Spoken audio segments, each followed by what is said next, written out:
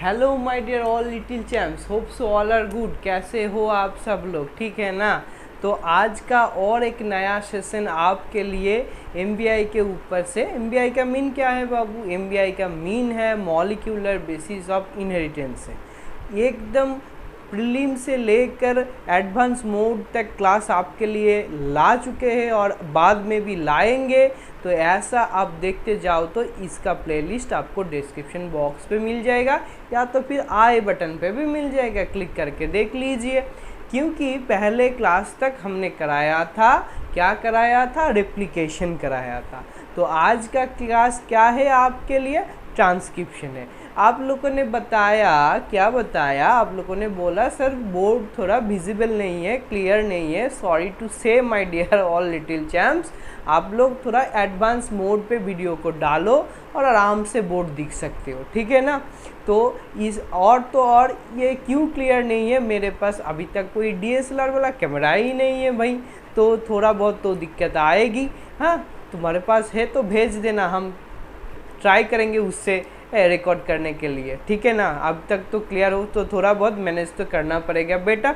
तो आ जाओ आज की सेशन पर, ठीक है? और नया हो तो क्या करना चाहिए पता है आपको? क्या करना चाहिए? जल्दी से सब्सक्राइब बटन दबा देना और तो और एक बार लाइक और शेयर करके क्लास पे एंटर कर लीजिए। आ जाओ भाई, नज़रें थोड़ा बोर्ड पर दीजिए। देखो आज का जो टॉपिक है ना वो क्या है? पूरा ट्रांसक्रिप्शन के ऊपर है। क्योंकि आप लोगों ने अभी तक जो जाना है वो क्या जाना है? क्योंकि आप लोगों ने जाना है रेप्लिकेशन। किसका? डीएनए का। एक पेरेंट डीएनए से दो ऑफस्प्रिंग डीएनए बन रही थी, है ना? दो ऑफस्प्रिंग डीएनए बन रही थी, उसको हम पहले आपको सिखाया। क्या सिखाया? वो प्रोसेस है रेप्लिकेशन। बट आज का थोड़ा डिफरेंट है।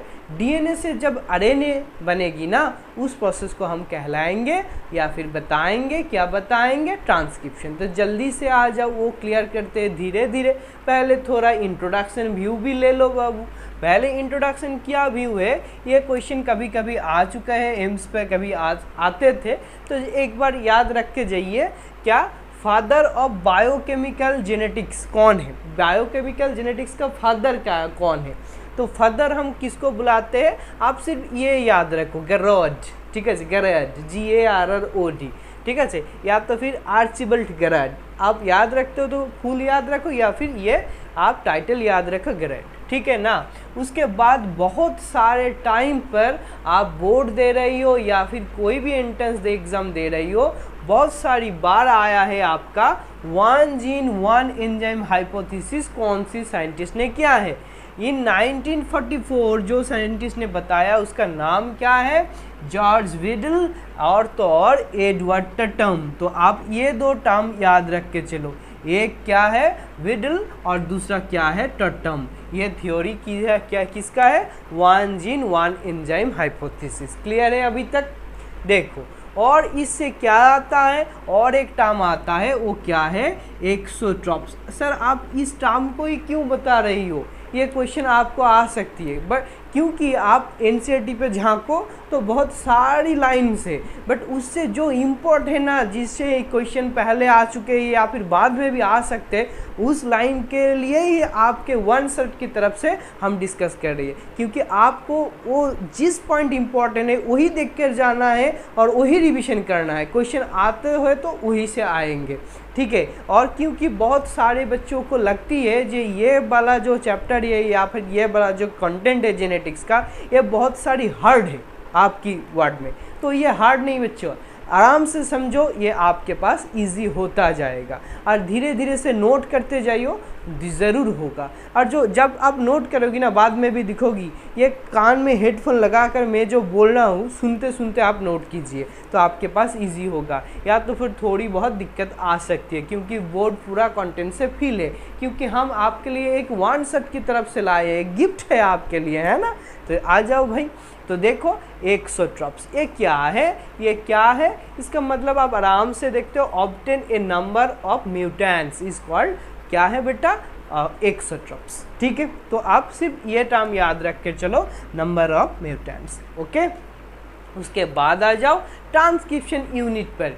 इस ये आपको प्रोसेस में नहीं होगा तो आपका ट्रांसक्रिप्शन प्रोसेस आप सीख नहीं पाओगे, या तो फिर आपका कॉन्सेप्ट क्लियर नहीं होगा। तो ज़रूर ये नोट करना चाहिए या तो फिर आराम से दिखना चाहिए। तो क्या दिखना है बाबू, आराम से देखो, आराम से। क्या है? ट्रांसक्रिप्शन यूनिट है, ट्रांसक्रिप्शन यूनिट। क्योंकि ट्रांसक्रिप्शन प्रोसेस हम जान रहे हैं तो उसका यूनिट पता लगना चाहिए आप लोगों को। तो यूनिट क्या है पहले आप आराम से पढ़ सकती हो, मैं एक बार आपके लिए पढ़ भी देता हूँ। क्या है इस पर? The segment of template stand. तो आपको यहीं से मिल जाएगा। तो आपको क्या मिलेगा बेटा? एक तो आपको टेम्पलेट स्टैंड मिलेगा which takes a part in the transcription, जो ट्रांसक्रिप्शन में एक रोल है, वाइटल रोल रहेगी उसका। किसका? ये टेम्पलेट स्टैंड का।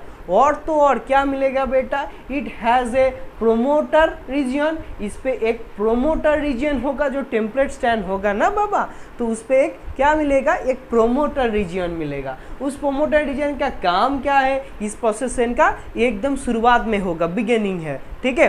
दूसरा क्या है बाबू? एक टर्मिनेटर रीजन मिलेगा। इसका मतलब क्या है? The end of the process, and पर आपको ये रीजन मिलेगा टर्मिनेशन वाला। और तो और आप एक जरूर जो दिखना चाहिए या फिर आपको याद रखना चाहिए वो है स्ट्रक्चरल जीन।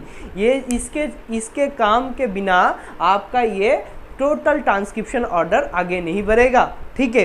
तो स्ट्रक्चरल जीन आपको ज़रूर एक बार समझ लेना चाहिए, ठीक है। बताओ अभी तक क्लियर है ना? जल्दी से बताओ बेटा, एक बार रुकिए थोड़ा। चलो अभी तक क्लियर है, कोई दिक्कत नहीं, ठीक है। तो कोई नेटवर्क की इशू नहीं है, इशू है तो ज़रूर बता देना। देखो अब हम आते हैं आपके लिए ये क्या, एक schematic structure of transcription unit पर, जिसको आपको दिखने को मिलेगा क्या बेटा? एक टेम्पलेट स्टैंड, उसके साथ मिलेगा एक कोडिंग स्टैंड, आपको दिख जाएगा ये प्रोमोटर वाला रीजन, ये उसका टर्मिनल वाला रीजन, और तो और स्ट्रक्चरल जीन। तो आसान भाषा में समझो, आप जब एक ट्रांसक्रिप्शन यूनिट ले रहे हो उसके अंदर कौन कौन सी इंपॉर्टेंट चीज़ें पहले ही याद कर लो। आप ट्रांसक्रिप्शन के शुरुआत करने के लिए एक प्रोमोटर रीजन आपको ज़रूर मिलेगा। तो एक नंबर पर क्या है बेटा? प्रोमोटर रीजन पर है। दूसरा क्या है? एक बिटवीन लाइन पर एक आपको क्या मिलेगा? इम्पॉर्टेंट जीन, उसको हम कहते हैं स्ट्रक्चरल जीन, ठीक है। बताओ क्लियर है? Structural gene. और एंड पर आपको क्या मिलेगा? क्या मिलेगा बताओ ना बेटा जल्दी से।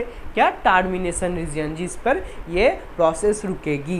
तो इजी से आप यहाँ से आप आराम से स्टेप को याद कर सकते हो। रेप्लिकेशन पे भी हम लोगों ने एक ही टिप्स दोहराई थी। वो क्या था? पहले इनिशिएशन जो प्रोमोटर रीजन से स्टार्ट होगी, उसके बाद आता है इलॉन्गेशन एंड उसके बाद आता है टर्मिनेशन, ठीक है। अभी तक कोई दिक्कत नहीं, आ जाओ। तो एक आप दो डीएनए स्टैंड को दिख सकती हो, पूरा का पूरा स्टेप लैडर मॉडल पे है। तो एक होगा 3 प्राइम से 5 प्राइम, और तो होगा 5 से और तो और 5 से 3 प्राइम तक, ठीक है। अभी तक कोई दिक्कत नहीं है। ये जो जोड़ रहा है ना बेटा, इधर देखो, ये जो जोड़ रहा है ये रीजन एकदम स्टार्ट पर जुड़ेगी, तो हम इसको कहती है प्रोमोटर। क्या कहती है बाबू? इसको हम कहते हैं प्रोमोटर, ठीक है। और यहाँ से ही ट्रांसक्रिप्शन स्टार्ट होगा, इसके कारण इस साइट को हम बुलाती है क्या? Transcription start site. आपका एक डायलॉग था ना, बुलाती है मगर जाने का नहीं, ऐसा करके याद रखो बेटा। क्या? ये जिस साइट से आपका ट्रांसक्रिप्शन चालू होगा वहाँ पर हम बोलते हैं इसको ट्रांसक्रिप्शन स्टार्ट साइट। क्लियर है? अभी तक कोई दिक्कत है? नहीं है। बताओ। और तो और देन आपको मिल जाएगा एक टेम्पलेट स्टैंड, जिससे टेम्पलेट बनेगी और क्या चलेगी बेटा? वो स्ट्रक्चरल जीन के ऊपर से चलेगी। जब एंड होगी वो क्या है? Terminator region. और दूसरे लाइन पर कौन है? Coding strand. ये आपका क्या है? पूरा schematic structure of transcription unit. Transcription को समझने के लिए इसको आपको ज़रूर नोट करना चाहिए। जो लोग बोर्ड दे रही हो उसके लिए भी इम्पॉर्टेंट है, क्योंकि ये 2 मार्क्स या 3 मार्क्स के आपके पास आ सकती है। What is transcriptive unit? Expand the form of this unit. हाँ या ना बोलो? क्लियर है? हम लोगों ने बहुत सारी बार क्वेश्चन पे ये क्वेश्चन डाला है, तो ज़रूर देख कर जाइए। उसके बाद आ जाओ एंजाइम और फैक्टर कौन कौन सी रिक्वायरमेंट है, कौन सी प्रोसेस के लिए बेटा, कौन सी प्रोसेस के लिए, ट्रांसक्रिप्शन के लिए। तो आराम से देखो कौन सी एंजाइम है। पहले जो एंजाइम है ना बाबू वो देखो कौन है, the main enzyme taking part in transcription. वो कौन एंजाइम है जिसका कारण से ट्रांसक्रिप्शन चलेगा, वो क्या है, उसको हम कहते हैं आरएनए पॉलीमरेज। ये आरएनए पॉलीमरेज है ना बाबा, तो ये आरएनए पॉलीमरेज इन प्रोकैरियोट्स पे एक ही है, ठीक है। बट ये जब यूकैरियोट्स पे आप डालोगी, यहाँ पर आप 3 दिख सकती हो। कौन सी बेटा, 3। पहले एक आरएनए पॉलीमरेज 1, दूसरा 2 और तीसरा 3। तो इस तीनों का काम भी क्या है, और इसको हम क्या बुला सकते हैं, शॉर्ट फॉर्म पे ले आओ जी सर, हम लाएंगे आपके लिए। ये देखो आरएनए पॉल कर हम इसको बुला सकते हैं शॉर्ट पर, या फिर आरएनएपी नाम पर भी बुला सकती है, ठीक है ना। ये नाम से ये नाम आपका एनसीईआरटी पे नहीं है, तो एक बार ज़रूर दिख कर जाइए या फिर गूगल कर लेना, ठीक है कि नहीं, हमें भी बता देना, ठीक है ना। हम भी तो गलत हो सकते हैं, पर एक बार ज़रूर दिख के बताइए जी, ठीक है, क्लियर है। तो 1, 2 या 3 आपको मिल गया, तो वो क्या करती है बाबा, देखो copies the sequence of DNA into an RNA sequence. ये जो डीएनए का सीक्वेंस है ना, उसे आरएनए के सीक्वेंस बनाने पर मदद करेगी। क्या करेगी बेटा, मदद करेगी, ठीक है। तो इसका काम है ये तीनों का काम ही एक तरह का है, ठीक है। चलो बेसिक पे हम यही समझना, नहीं तो दिक्कत आ जाएगी। उसके बाद आ जाओ एकदम बेसिक से समझो, फैक्टर क्या है। दोनों फैक्टर है, एक है सिग्मा, आप तो सिग्मा रूल वाले हो, ऐसा कुछ समझो, और दूसरा क्या है, रो फैक्टर। इसका मतलब आप जहाँ जाती हो वहीं से, वो जो अमिताभ बच्चन जी का डायलॉग था ना, हम जहाँ जाते हैं वहीं से लाइन खड़ा हो जाते हैं, ऐसा कुछ समझो। जहाँ सिग्मा फैक्टर मिलेगा वहाँ से ही प्रोमोटर रीजन स्टार्ट हो जाएगा और नया आरएनए फॉर्म करेगी, ऐसी समझो। और दूसरा रो फैक्टर क्या है, एक्ट टू टर्मिनेट। ये जो टर्म है आराम से दिखो, एक्ट टू टर्मिनेट मतलब जब रो मिलेगी तब वो एंड हो जाएगी, तब अमिताभ बच्चन जी नहीं रहेगी, ऐसी समझो। तो एंड हो गई भाई, हाँ खत्म, लाइन खत्म, और सिग्मा से लाइन शुरुआत होगी, क्लियर है। तो ये 3 आपको स्टेप्स है, ज़रूर देख लीजिए। इनिशिएशन, दूसरा है इलॉन्गेशन, तीसरा है टर्मिनेशन।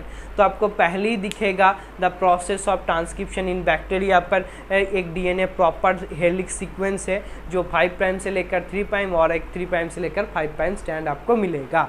तब अब आप इसको क्या करोगी, आप डाल दो इसके साथ इनिशिएशन पर कौन प्रोमोटर रीजन, प्रोमोटर रीजन पर कौन काम करेगी, एक आरएनए पॉलीमरेज, दूसरा सिग्मा फैक्टर। जब ये आरएनए पॉलीमरेज और सिग्मा फैक्टर यहाँ पर जुड़ेगी तब क्या करेगी बेटा, चेन को यहाँ से लेकर धीरे धीरे से चेन को यहाँ पर जुड़ा था, हमने समझा, यहाँ से लेकर धीरे धीरे से आगे बढ़ रही है। क्या बढ़ रही है, टर्मिनेशन के टर्मिनेटर तक जा रही है। कौन सी फैक्टर, सिग्मा फैक्टर। और आरएनए जो है ना, ये ब्लू कलर वाला आप दिख सकते हो, ये आरएनए को फॉर्म करते जा रही है।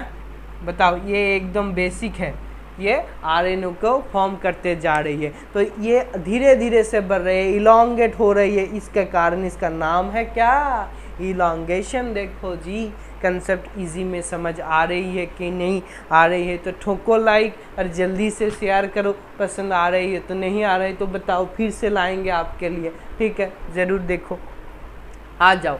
और लास्ट पे आ जाओ, टर्मिनेशन। अमिताभ बच्चन जी चला गया, वो लास्ट पे जो था ना, वो हम है, हम ऐसा समझो। तो क्या है, रो फैक्टर। हमें हमारे पीछे से लाइन खड़ा होगी क्या, नहीं ना, ऐसी समझो। तो क्या है, वो रो फैक्टर है। तो ख़त्म हो जाएगी और आप टिकट लेकर घर पर आ जाओगी, ऐसी समझे से, ऐसी बात पे याद रख के चलो। तो ये धीरे धीरे से जब सिग्मा फैक्टर निकल गया तब उसको एंड करने के लिए आ गया कौन रो फैक्टर। जब रो फैक्टर आएगा ना, तब वो सिग्मा फैक्टर को निकाल देगा और आरएनए को भी छोड़ देगा। तो डीएनए से एक पूरा का पूरा आरएनए बन गया ना बाबू, हाँ या ना बोलो। एक पूरा का पूरा आरएनए बन गया, हाँ या ना। तो बन गया, तो यही प्रोसेस को हम बुलाती है ट्रांसक्रिप्शन। क्या ये बहुत हार्ड है, आपको लिखकर बताना चाहिए, ये बहुत हार्ड है। क्या हम आपके लिए ये कंटेंट इजी कर पाए तो ठोको लाइक और कमेंट पे भी बताओ आपको कोई ख्वाहिश है तो अप टू tata, thanks and see you next class. Good night, अब टू टाटा बाय।